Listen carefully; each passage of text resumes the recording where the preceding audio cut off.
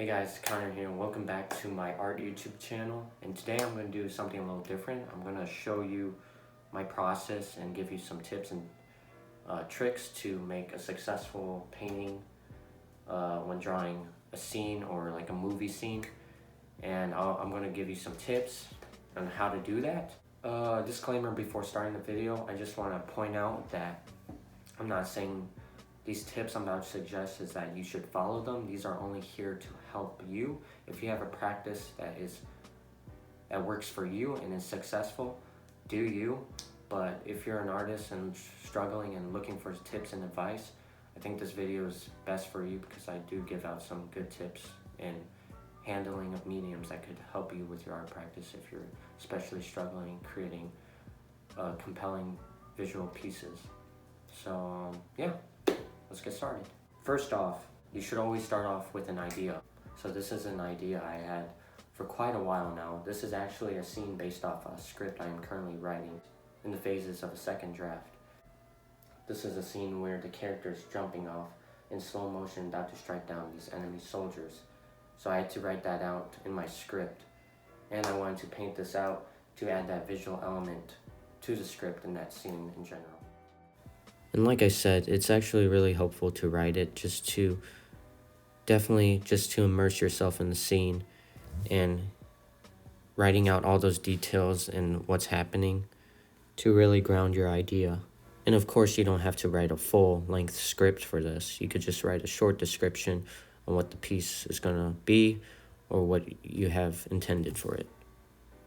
So once you have the idea or had it for a while, just picture in your head and just imagine who the characters are, what's the setting, and what's the mood when developing this idea. So you gotta keep those things and elements in mind when coming up with an idea. So you gotta picture it in your head, but also get as much detail from it as much as possible. Such as when I was coming up with the idea, I was thinking about the setting. Where are we? What's the mood? What's the atmosphere look like? I always had this smoky, kind of hazy intention when establishing that setting.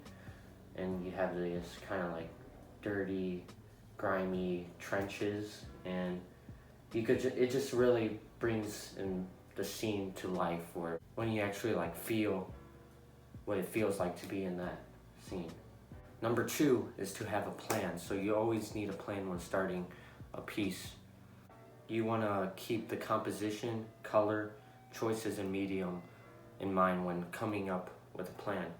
So in this example, I had to figure out the composition. Yes, I had the picture in my head, but I also needed to sketch the composition in my sketchbook.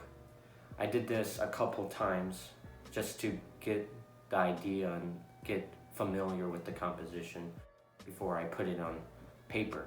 So I gotta do that first. I had to see which color choices will fit with the mood. And like I said, I was going for kind of like a dirty, grimy, kind of war type mood, so I had to go with more like neutral, dimmer colors to convey that mood. In the medium, as you can see, I chose watercolor. This is my favorite medium so far, just because it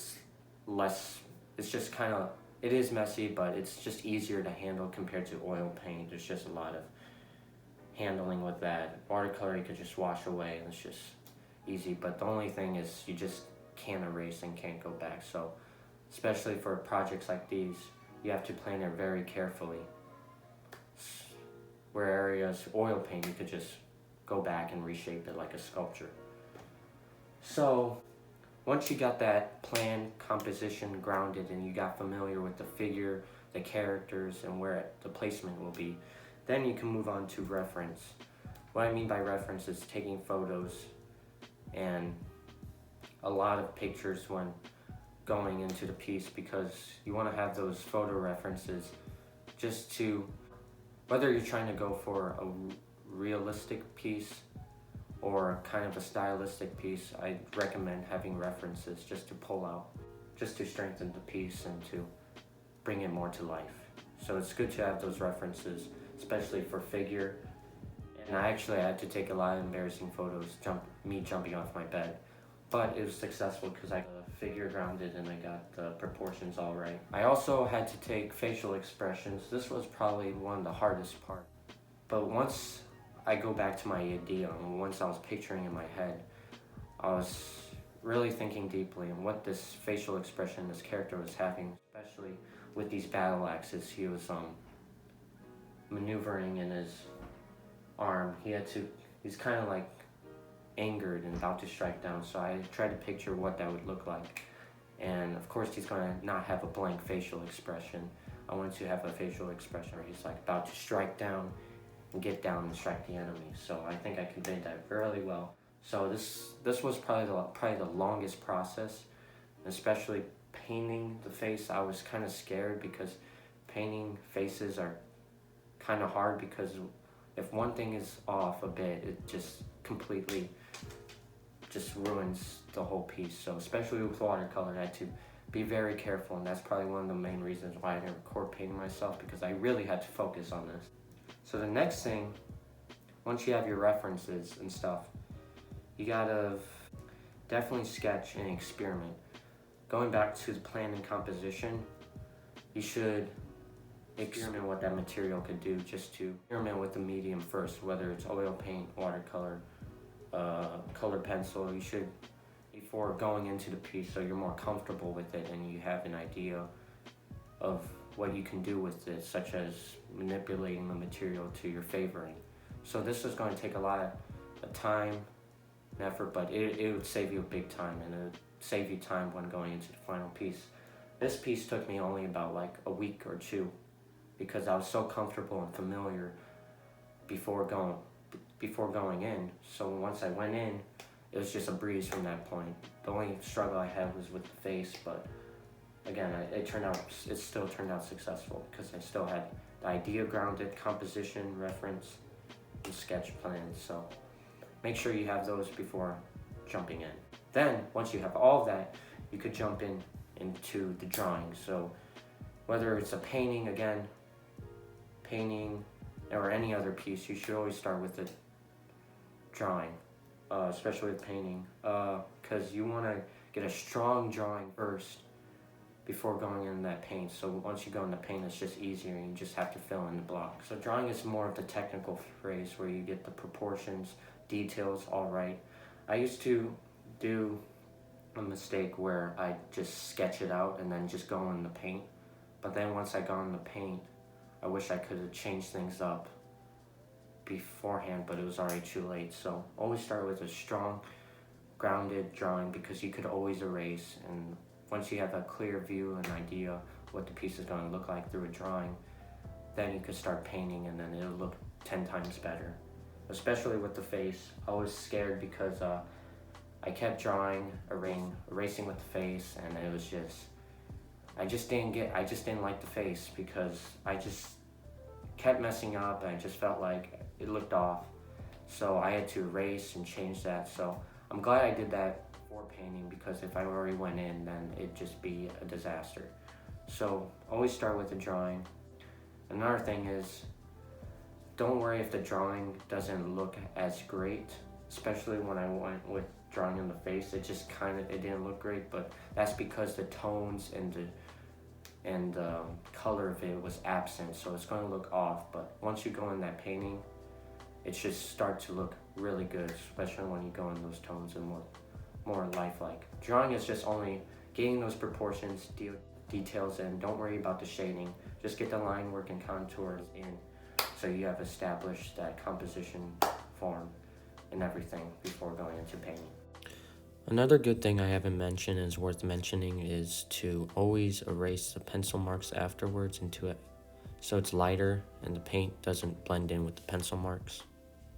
Next thing, as you might already know, and the most obvious one, is just to paint. When painting, whether it's oil paint or watercolor, or I don't have that much experience with other paint rather than those two, but I know with oil paint and watercolor, there's always going to be layering. So you always have to start with like a first block, then a second block, third block, and the last one is a fourth block. Again, I'd start with my first block, just going in with the light colors. Then the second block, I just do more shading and just keep adding on and just save the details for last. So just start off broad and then get more detailed as you go.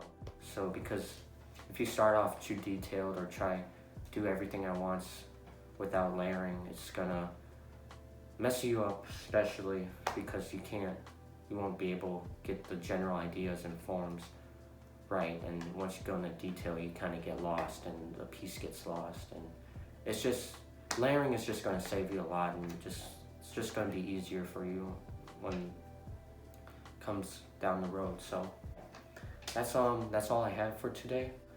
Hope you enjoyed these videos, and I hope you found these tips helpful, especially if you want to get into painting dynamic composition, movie scenes like this. So I hope this video helped you in your art practice. And number one, most important thing is practice, getting familiar, keep sketching in the sketchbook, and also be careful in your craft so you could create a compelling visual piece like this one. Anyways, thanks for watching, and if you have any advice, comments you'd like to share, or any disagreements or suggestions, please leave a comment down below. It's much appreciated because I'm still a working young artist. I'm not saying I'm a master at everything or master at everything. I'm still a learning artist, and I want to learn from you, other artists, to give me tips and advice to further strengthen my art practice and maybe yours. So yeah, see you in the next video.